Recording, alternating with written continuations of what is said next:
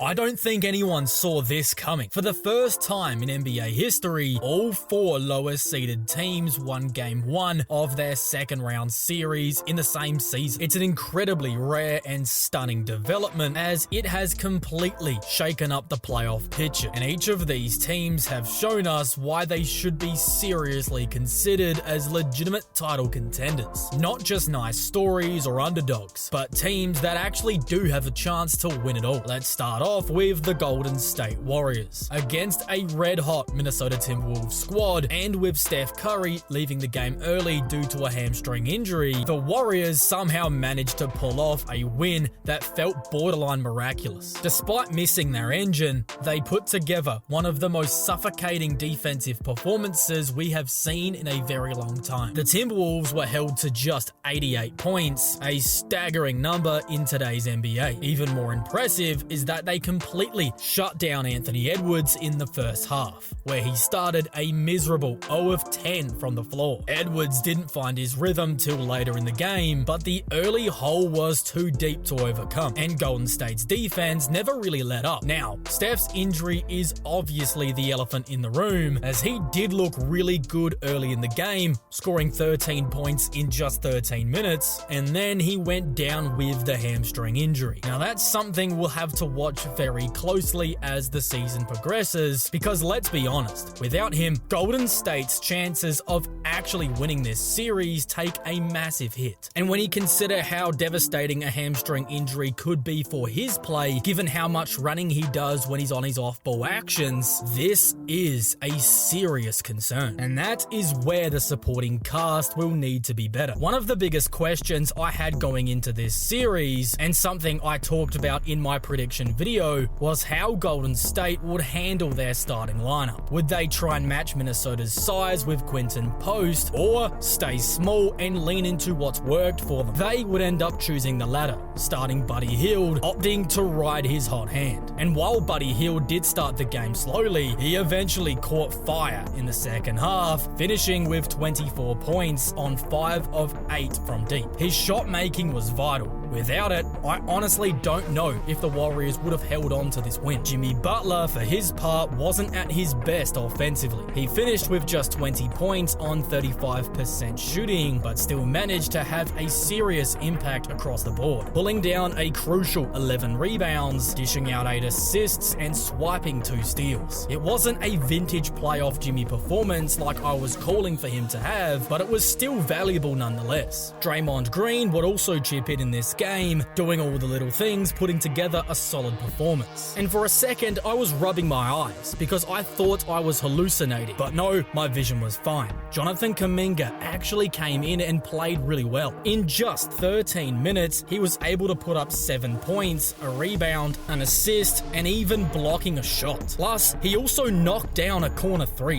which is always a bonus. Still, we cannot gloss over how concerning Steph's injury is. If he can't return or comes back and just isn't 100%, Golden State's ceiling gets dramatically lower. Minnesota looked a lot better in the second half as well, especially in the fourth quarter, where they managed to outscore Golden State 28-19. Without Buddy Hield's hot shooting streak, Golden State might have been in serious trouble. That puts extra pressure on Jimmy to be more efficient offensively in the games ahead, especially if Steph is not able to carry as much of the load if he does return. That being said, we need to talk about this Warriors team's defense. Holding any team, I don't care who it is, to under 100 points these days is really rare. Keeping Minnesota, a team that's been surging offensively as of late, to just 88 points is borderline outrageous. That defense is Golden State's anchor right now, and it's what gives them a real shot to keep surviving, even if their offense hasn't been there. If they can just get enough scoring from Jimmy and hopefully eventually Steph, that really could be good enough. Another thing that cannot be overlooked for Golden State is how, despite the lack of size, they somehow managed to win the rebounding battle. They actually out-rebounded the Timberwolves 51-41, an embarrassing margin for a Minnesota team that should be dominating in that department. Golden State managed to turn those extra possessions into 13 second chance points, and Rudy Gobert in particular has to be frustrated with his efforts. is. He just could not hold on to the ball. He's got some of the worst hands from a big man I think I've ever seen, as it seriously looks like he just lathers butter on his hands midway through the game, as he just continued to fumble rebounds that he should have had, allowing for Golden State to get a lot of these second chance looks, and it eventually ended up in him getting benched in that fourth quarter. For a player of his size and supposed impact, that is a major concern. So while it is a huge statement win for Golden State, especially considering the adversity, they still have a lot of question marks ahead. Their path forward really does hinge entirely on the health and availability of Steph Curry. When does he return? What does he look like when he gets back? And until those questions are answered, it's hard to project too far ahead for this team. Now, let's talk about the Denver Nuggets. What a statement they just made in Game 1 against the Oklahoma City Thunder, stealing a surreal win on the road, reminding everybody why you can never count this team out, no matter the opponent or the circumstances. When you've got the best player in basketball on your team, you've always got a major advantage. And in this game, OKC had no answers for Nikola Jokic. We always hear about these theoretical plans to try and slow him down, make him score rather than pass, taking away that playmaking ability. But in Game 1, none of that mattered. Jokic was simply dominant, putting up an absurd 42 points, 22 rebounds, 6 assists, and 3 stocks on 51% shooting. Even with 7 turnovers and 5 fouls, he was still everywhere. And while the scoring was obviously a major part of it, I think the biggest swing factor ended up being something I talked about in the series preview: the rebounding. The Thunder's biggest flaw last season was their inability to control the glass. The addition of Isaiah Hartenstein helped a lot, as they jumped from near bottom in the league last season all the way up to 11th for rebounding this season. But Denver is elite in that category,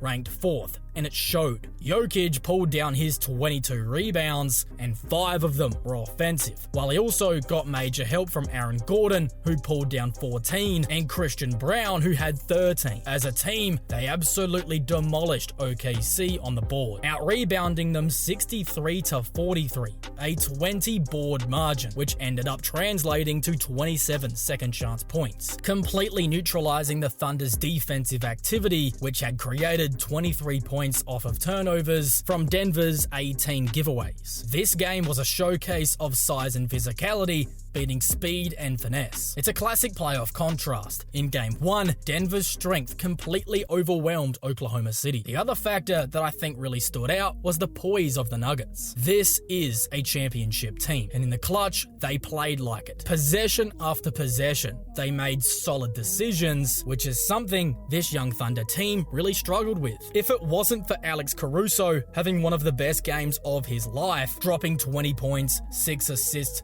5 steals, and 2 blocks, while making a season-high 5 threes, this game would not have been close. And even then, OKC's lack of a true consistent second option reared its ugly head again. Jalen Williams and Chet Holmgren, the 2 players who are expected to take some scoring load off Shai Gilgeous-Alexander, combined for just 28 points on 10 of 31 shooting. It simply wasn't good enough. That all culminated in Chet Holmgren missing 2 crucial free throws late in the ball game, which allowed Denver to quickly hit ahead for an open 3 for Aaron Gordon and hit the game-winning 3. Denver's experience is shining through. Their offense is hard to guard, even on an off night, and their ability to rebound just boosts everything, giving them more possessions and wearing down their opponents. And this wasn't even a great offensive game by their standards. Jamal Murray, by his lofty playoff standards, was way off, just 21 points on 37% shooting, making just 2 of 7 from deep. As a team, they only shot 31% from 3 and turned the ball over 18 times. There's a real chance that if they clean up those areas as the series goes on, they could get even better, which is a terrifying thought for Oklahoma City, because if they can't find more scoring support around SGA and try and get on top of the rebounding battle, Denver might be on their way to the conference finals. And before we move on, I do need to shout out Russell Westbrook. He's been better than I think anybody could have ever expected. In round 1, he ended up taking a lot of Michael Porter Jr.'s minutes as he stepped up in key games. And now, in the first game against Oklahoma City, in the building where it all started for him, he came off the bench and had a vintage Russ performance. 18 points, 2 rebounds, 2 assists on 54% shooting. He brought the energy, effort, and actually made smart plays. And even though he did have a couple of those classic Russ moments where he forced the action too much, got out of control, or made a bad pass, the good plays in this one far outweighed the bad. He ended up being a huge reason as to why they won the game. In fact, he was the one to push the pace off that miss and find Aaron Gordon for the game-winning 3. Denver truly looks like a different animal in this season's playoffs, as their rebounding is elevating both their offense and defense. And with their stars showing up, they have a real chance at the championship if they can get through this round. Now, let's talk about something absolutely nobody saw coming. How on earth are the Indiana Pacers leading the series 2-0 against the top-seeded Cleveland Cavaliers? Coming into this matchup, I said it in my series prediction. I thought this was going to be an incredibly tough series for Indiana. Both teams are dynamic offensively, ranking first and second in playoff offense. But Cleveland had the more elite defense, the kind of defense that could put the clamps on the Pacers when it mattered the most. But apparently, none of that mattered because Indiana completely flipped the script, and they've done it with the style, confidence, and resilience that makes you wonder whether or not this might actually be the best team in the East right now. In Game 1, the Pacers' offense was on another level. They shot an ungodly 53% from the floor and an identical 53% from deep. And it wasn't just the offense. They came out with some real defensive intensity, especially late in the first and early in the second quarters, which helped them build a 12-point lead. Even when Cleveland did punch back, especially with the strong run in the third quarter, Indiana didn't flinch. They kept playing their game, outscoring Cleveland 29-22 in the fourth. And what stood out the most was the balance. 6 Pacers hit double digits in scoring, and 8 different guys knocked down at least 1 3. Everybody chipped in and everyone showed up. But Game 2, that was something else entirely. It was nothing short of a miracle. Down by as many as 20 points and still trailing by 7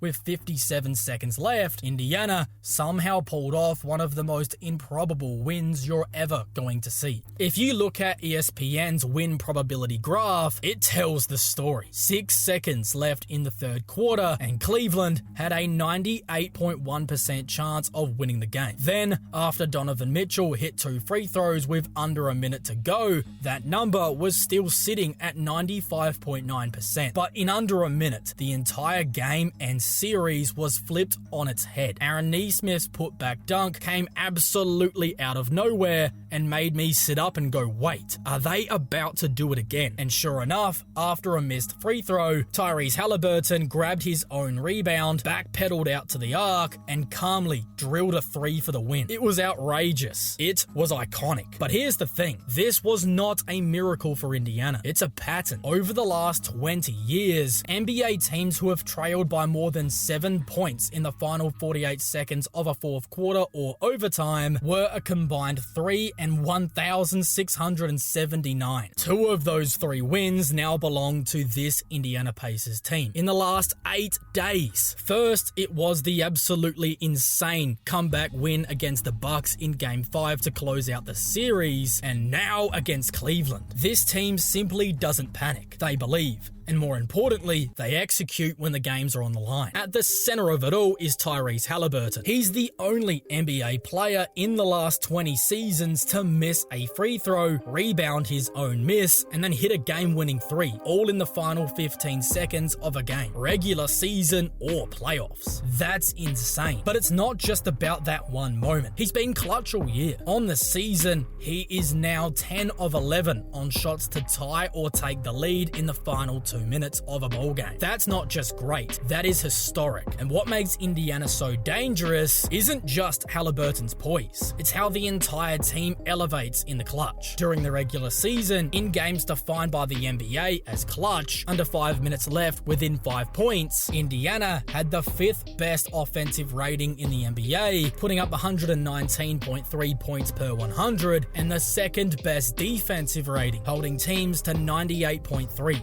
That is championship level stuff, and it's translated seamlessly into the playoffs. But their dominance isn't just situational, it's being consistent across the board. Through their first 6 games of the 2025 postseason, Indiana has shot 50% from the field, 41% from 3, and 83% from the free throw line. No team in NBA history has ever hit all 3 of those marks through their first 6 playoff games, ever. That is the kind of offensive efficiency that turns underdogs into champions. So here we are. Indiana is up 2 games to nothing heading home, and it's time we all start taking them seriously. They are not just hanging around. They are dictating terms, they're delivering in big moments, and they're doing things that nobody has ever done before. And with one of the coldest closers in the league running the show, the Indiana Pacers might be the best team in the Eastern Conference as we speak, and barely anyone is paying attention. But if we're not careful, they might be made to. Now, let's talk about the New York Knicks, because what they just pulled off in Game 1 was nothing short of inspirational.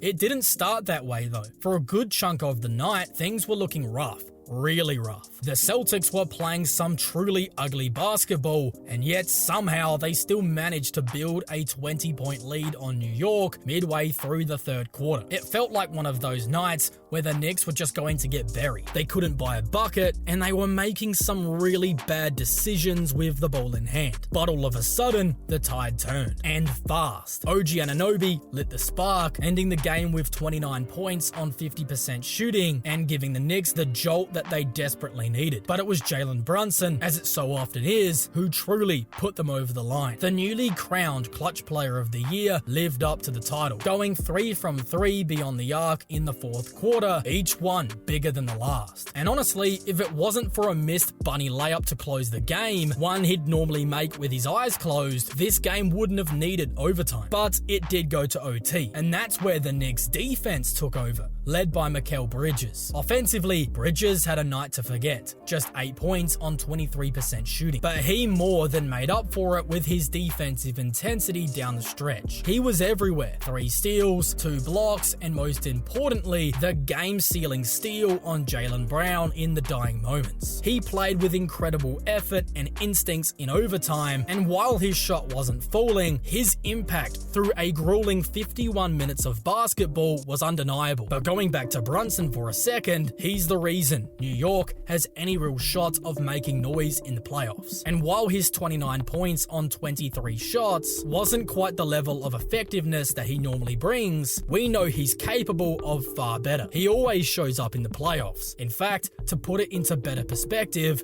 he's the only player besides Michael Jordan to record at least 40 points and 5 assists in 2 closeout road wins. The first one being against Philadelphia last postseason, and the second happening only a week ago against Detroit. That is the kind of playoff pedigree we are dealing with. If Brunson can tap into even 70% of that version, and the Knicks keep defending the way they did late in Game 1, they have a real shot. But let's be real. If we're comparing all of the ongoing second round matchups, a New York upset over Boston would still be the most surprising result out of them all. Because looking at the Celtics, their performance in Game 1 was wildly uncharacteristic. They shot a brutal 25% from 3, missing an insane 45 threes. That simply doesn't happen to this team, and I don't think it's going to happen again. They missed a ton of shots that they would usually make in their sleep, but the bigger issue wasn't those misses. It was their overall shot selection. Far too many step back threes and far too many pull-up threes without any real rhythm or movement. They didn't drive, they weren't collapsing the defense, and they didn't create clean spot-up looks as much as they normally would. It felt like they were just settling, and that is not how you're going to win playoff games, especially against a gritty team like the Knicks. That being said, I think Boston will adjust. They're too well coached, too experienced, and too talented not to. They're going to look at the film, recognize the opportunities they missed, especially when it came to attacking the basket when they had heaps of mismatches. And I fully expect them to be much more aggressive driving to the basket in Game 2, whether that is to score or set them up for better threes. They're going to look more like the Celtics we've come to expect, and because of that, I still feel confident in my original prediction for Boston to win the series. But if you want to see the full breakdown of how many games I think it'll go to, plus my thoughts on the Indiana-Cleveland Cavaliers series, then you can check out that full prediction video right now.